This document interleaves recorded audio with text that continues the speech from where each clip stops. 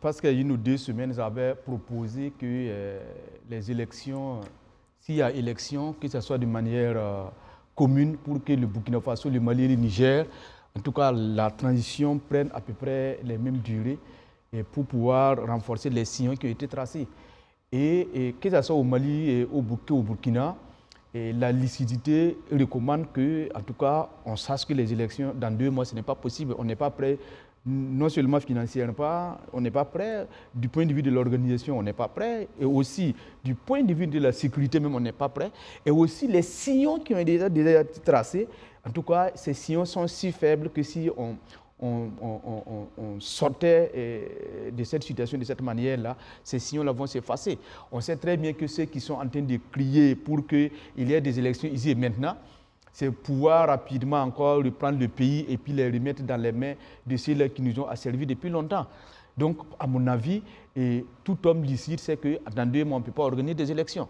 C'est d'ailleurs pour cette raison, moi, je pense qu'il faut effectivement, pour éviter l'impasse comme ce qui s'est passé au Mali, qu'il y ait rapidement des assises pour qu'à ces assises-là, on donne un mandat franc au président et pour qu'on puisse savoir ce qu'il faut faire, en tout cas de la transition. Et aussi, ce mandat franc, à mon avis, c'est essayer de voir quels sont les échanges raisonnables. Pour que, il y en a qui parlent du pouvoir à vie, je ne suis pas de ceux-là, parce qu'un pouvoir à vie finit toujours par devenir tyrannique. Et ce n'est même pas bien pour le président. C'est le temps nécessaire pour que les réformes engagées, on puisse les terminer, mais aussi permettre en tout cas aux uns et aux autres, avec les idées qu'on a, qu'on puisse mettre ça en pratique. Cela suppose aussi qu'il faut en tout cas changer un peu de stratégie. C'est-à-dire la direction prise doit être renforcée, mais changer un peu de stratégie pour pouvoir associer le maximum de personnes possibles. Quand il dit d'associer le maximum de personnes possibles, ce n'est pas faire un gouvernement d'union nationale, ce n'est pas dans ce sens que je parle, c'est permettre à l'ensemble des enfants de ce pays-là de pouvoir donner leur contribution dans un cadre réglementaire. C'est-à-dire que ce soit les syndicats, que ce soit les partis politiques, que ce soit les intellectuels, que ce soit les religieux, chacun puisse avoir ce cadre-là où il peut donner sa contribution. Et en ce moment-là, en tout cas, il y a des gens, par exemple, qui aujourd'hui boudent la transition, non pas parce qu'ils ont besoin de quelque chose, mais parce que tout simplement, ils n'ont pas peut-être cette opportunité-là d'exprimer ce qu'ils pensent réellement. Et ce cadre-là, qui peut être considéré comme un cadre consultatif, peut regrouper l'ensemble des filles et des filles du Burkina Faso. Ça n'engagera aucun fonds parce que ce n'est pas un cadre rémunéré. C'est un cadre où les gens peuvent s'exprimer, où les gens peuvent donner leur point de vue. Et pour moi, à partir de cet instant T, on s'assoit ensemble et on fait un projet de société pour le Burkina Faso à l'horizon 2025. 25 ans. Pour le Burkina Faso, voici en tout cas notre projet de société. De telle sorte que les communes, les provinces, les régions, chacun fait ses propositions avec l'accompagnement de nos différents experts pour qu'on puisse savoir d'ici dans 25 ans, qu'est-ce que nous voulons que le Burkina soit. Et en ce moment, c'est ce projet de société que tout président qui viendrait va exécuter. Donc, il n'y a plus de raison qu'il y ait la gauche ni la droite ou bien des partis politiques qui sont là pour nous proposer des projets de société, puisque le Burkina Faso a déjà défini son projet de société. Et le nombre de ministères doit être stabilisé. Et on définit ces ministères-là clairement.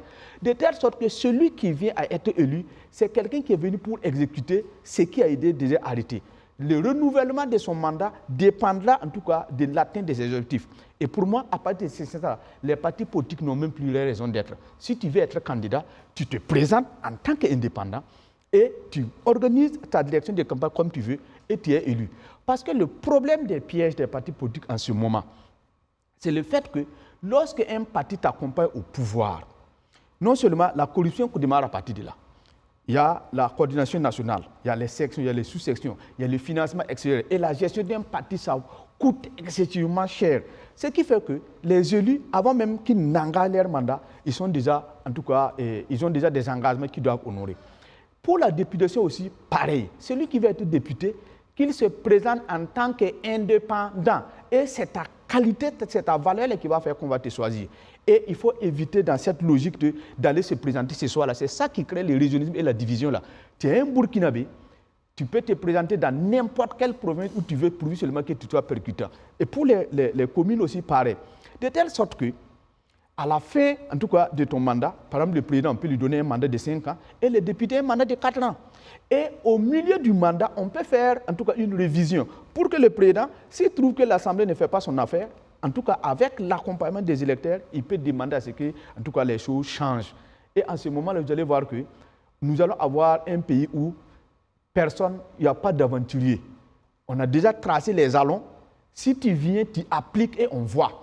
De telle sorte que, en tout cas, on quitte dans cet éternel ne commence pas.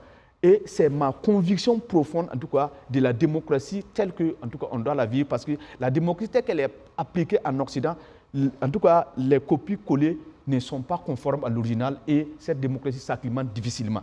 Pour moi, il faudrait, en tout cas, que cette rencontre ait lieu.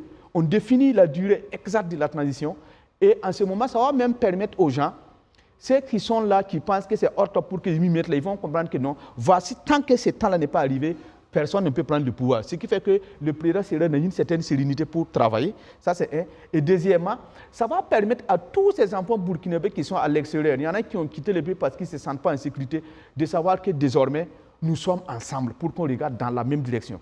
Et ce mandat franc-là ne peut pas se faire, en tout cas en oubliant certains pans, en tout cas de notre société, en oubliant certains leaders, en oubliant certaines voix discordantes. C'est pourquoi moi je pense qu'il est temps qu'on se réunisse pour qu'on sache qu'est-ce qu'il faut faire de la transition, mais surtout et surtout associer tout le monde.